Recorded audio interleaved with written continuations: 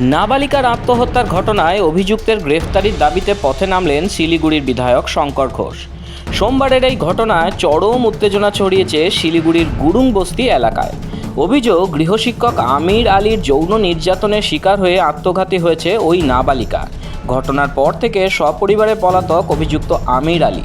জনরোষ সামাল দিতে ময়দানে নামতে হয়েছে পুলিশ ও কেন্দ্রীয় বাহিনীকে। অভিযুক্তের গ্রেফতারির দাবিতে সোমবার সন্ধ্যায় শহরে মশাল মিছিল করেন যুবকরা।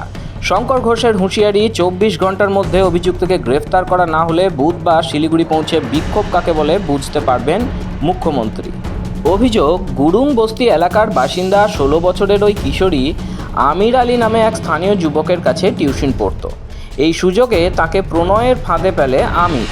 দিনের পর দিন তাকে যৌন নিগ্রহ করতে থাকে ওই যুবক। সম্প্রতি সে কথা নাবালিকার পরিবার জেনে গেলে গৃহশিক্ষককে নিয়ে খোঁজ খবর শুরু করে। জানা যায় আমির আলী বিবাহিত, তার 3 সন্তানও রয়েছে। একথা জানার পর রবিবার রাতে নিজের বাড়িতে আত্মঘাতী হয় নাবালিকা। সকালে নিজের ঘর থেকে তার ঝুলন্ত দেহ উদ্ধার করেন পরিবারের সদস্যরা। ঘটনার কথা জানাজানি হতেই এলাকায় ব্যাপক উত্তেজনা ছড়ায়। নাবালিকার পরিবার ও প্রতিবেশীরা আমির আলীর বাড়িতে হামলা চালিয়ে বিক্ষোভ দেখাতে থাকে। যদিও ততক্ষণে সেখান থেকে স্ত্রী ও সন্তানদের নিয়ে পালিয়েছে আমির আলী। খবর পেয়ে ঘটনাস্থলে পৌঁছান শিলিগুড়ির বিজেপি প্রার্থী শঙ্কর ঘোষ। পরিবারের পাশে থাকার আশ্বাস দেন তিনি। ওদিকে নাবালিকাকে আত্মহত্যায় প্ররোচনা দেওয়ার অভিযোগে গৃহশিক্ষক আমির আলীর গ্রেফতারি চেয়ে উত্তপ্ত হয়ে ওঠে গোটা শিলিগুড়ি শহর।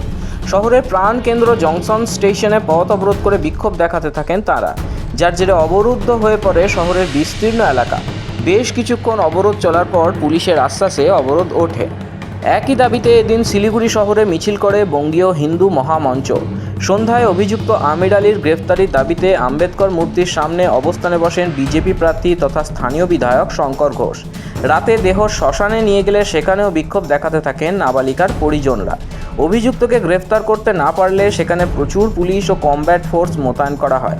এমনকি শ্মশানে বিক্ষোভরত পরিবারের সদস্যদের ওপর পুলিশ লাঠি চালায় বলে অভিযোগ। খবর পেয়ে গভীর রাতে সেখানেও পৌঁছান শঙ্কর ঘোষ। অভিযুক্তের গ্রেফতারির দাবিতে বিজেপির পথ অবরোধে নেতৃত্ব দেন শঙ্করবাবু।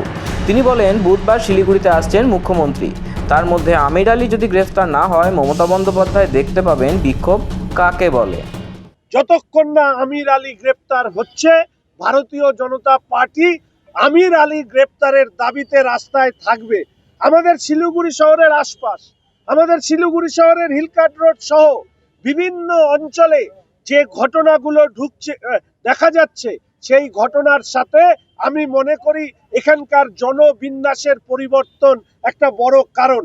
অর্থাৎ অনুপ্রবেশ সহ অন্যান্য সামগ্রিক কারণে এক ধরনের মানসিকতা গড়ে উঠছে যে যা খুশি তাই করতে পারি, কিন্তু সরকার আমাদের মাথায় আছে, মমতা ব্যানার্জি মাথায় আছে।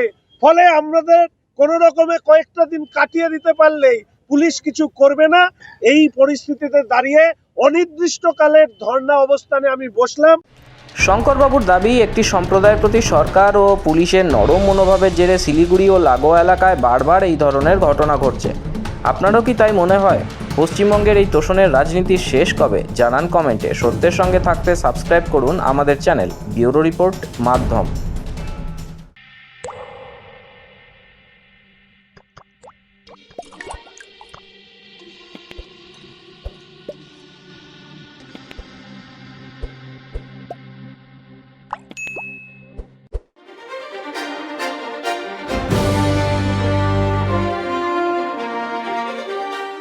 किसान सशक्त होगा तो प्रदेश समृद्ध होगा और समृद्धि की नींव होती है जल और ऊर्जा। प्रधानमंत्री नरेंद्र मोदी जी का विजन, हर खेत तक पानी, हर घर तक बिजली और विकास में प्रकृति का संतुलन। मुख्यमंत्री डॉक्टर मोहन यादव का मिशन, मध्य प्रदेश को कृषि और हरित ऊर्जा में देश का अग्रणी राज्य बनाना। प्रदेश में 55 लाख हेक्टेयर क्षेत्र पहले ही सिंचित, लक्ष्य 2028-29 तक 1 करोड़ हेक्टेयर। पार्वती काली सिंध चंबल लिंक परियोजना मध्य प्रदेश, राजस्थान और केंद्र सरकार का ऐतिहासिक ऐतिहासिक समझौता, 11 जिलों को मिलेगा लाभ। केन बेतवा लिंक परियोजना 24,290 करोड़ रुपए से अधिक की स्वीकृति। नर्मदा क्षिप्रा परियोजना बहुउद्देशीय माइक्रो उद्वहन सिंचाई की सौगात। 1,320 करोड़ रुपए की चित्रंगी दाब युक्त सूक्ष्म सिंचाई परियोजना 32,000 हेक्टेयर को लाभ। 4,197 करोड़ रुपए की जावद नीमच परियोजना, पानी की हर बूंद का सही उपयोग। नवीकरणीय ऊर्जा उत्पादन 15 गुना बढ़कर 9,300 megawatt. Omkareshwar floating solar project 278 megawatt बिजली उत्पादन। खरगोन के जलूद ऊर्जा संयंत्र से हरित भविष्य की शुरुआत। सूर्य मित्र कृषि फीडर योजना 20,000 करोड़ रुपए से अधिक का संभावित निवेश। इंदौर हर घर सोलर अभियान। मुरैना देश का पहला solar power storage plant. Modi ji का विजन आत्मनिर्भर भारत। यादव जी का मिशन हरित समृद्ध और सशक्त मध्य प्रदेश। मध्य प्रदेश जहां जल, ऊर्जा और विकास एक साथ बहते हैं।